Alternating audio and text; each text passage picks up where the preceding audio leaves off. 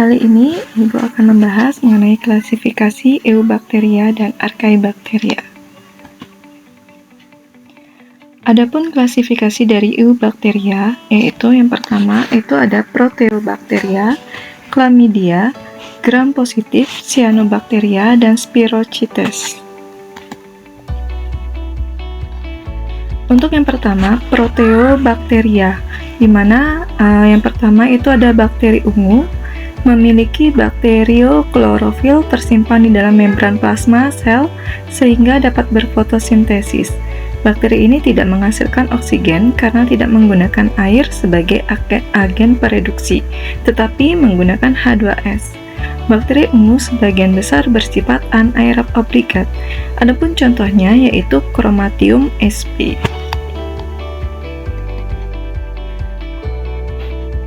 Selanjutnya ada Proteobacteria chemoautotrof.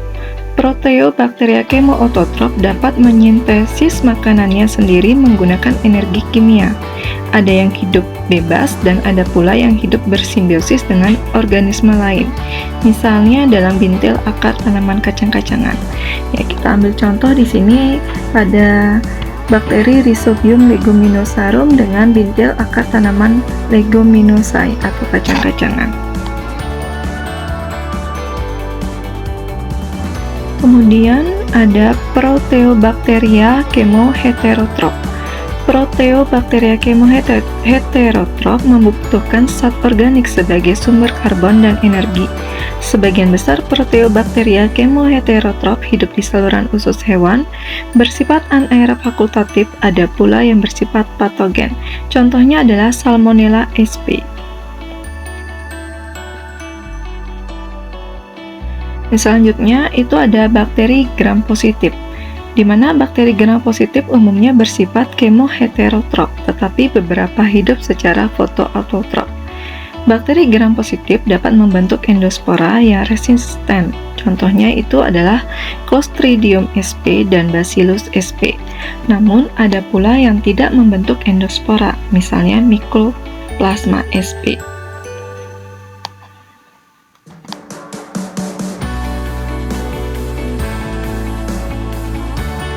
Kemudian Spirochaeta. Spirochaeta berbentuk heliks panjang dan dapat bergerak. Spirochaeta ada yang hidup bebas dan ada pula yang parasit.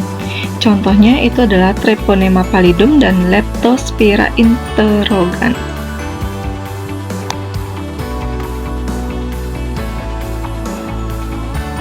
Chlamydia. Chlamydia tidak memiliki peptidoglikan pada dinding selnya. Chlamydia bersifat gram-negatif dan hidup sebagai parasit obligat di dalam sel hewan atau manusia. Contoh dari Chlamydia itu adalah Chlamydia trachomatis. Chlamydia trachomatis ini bisa menjangkiti itu manusia. Kemudian selanjutnya ada Cyanobacteria, di mana adapun ciri-ciri dari Cyanobacteria ini, Cyanobacteria bersifat fotoautotrof. Cyanobacteria sebagian memiliki tubuh berbentuk benang seperti ganggang. Kemudian bentuk tubuh uniseluler dan multiseluler. Dan cara hidup bebas maupun bersimbiosis mutualisme dengan organisme lain. Kemudian Cyanobacteria ada yang bersifat benang disebut trikoma, di mana sel pada trikoma yaitu ada namanya heterocysta, ditunjukkan oleh gambar ini, yaitu berfungsi untuk mengikat nitrogen. Kemudian ada akinat yang gambar di bagian sini, mempertahankan pada kondisi buruk. Dan adapun biosit sebagai vegetative cell, di mana berfungsi untuk berfotosintesis. Nah, Cyanobacteria ini sering disebut juga sebagai ganggang biru karena berwarna hijau kebiruan. Cyanobacteria dapat berfotosintesis dan sebagian memiliki tubuh berbentuk benang seperti ganggang, namun Cyanobacteria bukanlah ganggang yang sebenarnya karena bersifat prokaryotik, sedangkan ganggang memiliki sel eukariotik.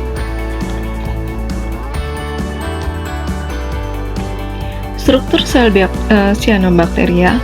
Nah, pada umumnya di sini sel cyanobacteria itu yang akan Ibu bahas cuma bagian-bagian yang tidak terdapat pada sel prokaryotik bakteri yang penjelasan sebelumnya ya. Di sini sel cyanobacteria itu ada bagian-bagian yang perlu Ibu jelaskan kembali, yaitu ada lapisan lendir di mana untuk membantu pergerakan meluncurnya.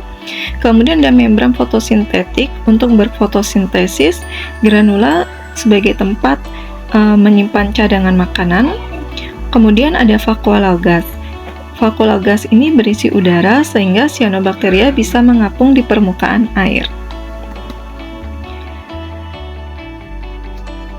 Nah, untuk reproduksi cyanobacteria, di mana reproduksi cyanobacteria secara aksesual, yaitu dengan beberapa cara. Salah satunya ada pembelahan biner, di mana pembelahan biner dapat terjadi pada cyanobacteria uniseluler maupun multiseluler yang berbentuk filamen atau benang. Pada cyanobacteria uniseluler ini, sel-sel hasil pembelahan ada yang langsung memisah dan ada pula yang tetap bergabung sehingga membentuk koloni. Misalnya bisa dilihat pada contoh ini, yaitu Glioxapsa sp. Kemudian ada fragmentasi. Fragmentasi adalah pemutusan sebagian tubuh organisme. Bagian tubuh yang terlepas akan tumbuh menjadi individu baru. Fragmentasi terjadi pada cyanobacteria yang berbentuk filamen. Pemutusan bagian tubuh dapat terjadi di bagian-bagian tertentu pada sel-sel yang mati. Filamen hasil pemutusan disebut dengan hormogonium. Hormogonium inilah yang nantinya memiliki panjang filamen yang berbeda-beda, dan jika terlepas dari filamen induk akan tumbuh menjadi cyanobacteria baru. Nah, contohnya yang mengalami fragmentasi itu ada Oscillatoria sp. Ketiga, itu ada pembentukan endospora, di mana untuk pembentukan endospora terjadi jika kondisi lingkungan kurang menguntungkan, misalnya pada kondisi kekeringan. Sel yang mengandung endospora ini disebut dengan akinet, di mana akinet berasal dari sel vegetatif berukuran lebih besar dari sel-sel tubuh lainnya karena mengandung cadangan makanan dan berdinding tebal. Jika kondisi lingkungan membaik, endospora akan tumbuh menjadi cyanobacteria baru. Contohnya itu ada Nostoc sp, kemudian dan ada Anabaena.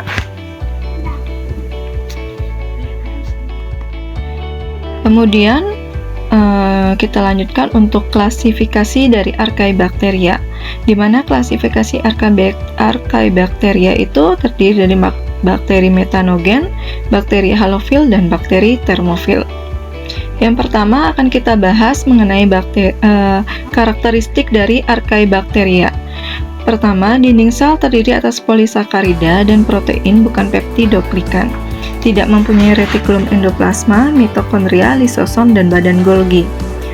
Ribosomnya mengandung beberapa jenis RNA polimerase. Archaebacteria mengandung asam nukleat berupa RNA.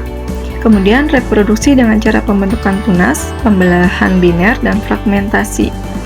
Sensitif terhadap toksin difteri. Hidup secara koloni dan soliter. Beberapa spesies Archaebacteria umumnya mempunyai flagela untuk bergerak. Sebagian besar hidup pada habitat yang ekstrim. Kemudian untuk bakteri metanogen memiliki karakteristik menghasilkan metana dengan mereduksi CO2 dengan H2, termasuk bakteri anaerob. Habitatnya berada di rawa, lumpur, dan tempat-tempat dengan sedikit oksigen. Ada juga beberapa spesies yang hidup bersimbiosis di dalam perut atau saluran pencernaan hewan ruminansia, seperti rayap, sapi, herbivora lain yang mengandalkan makanan berselulosa. Contohnya itu adalah Methanobacterium sp. Bakteri halofil. Karakteristiknya halofil ekstrim atau halofilik merupakan kelompok Archaebacteria yang hidup di tempat yang asin dengan kadar garam tinggi seperti di Laut Mati dan Great Salt Lake, danau garam di Amerika.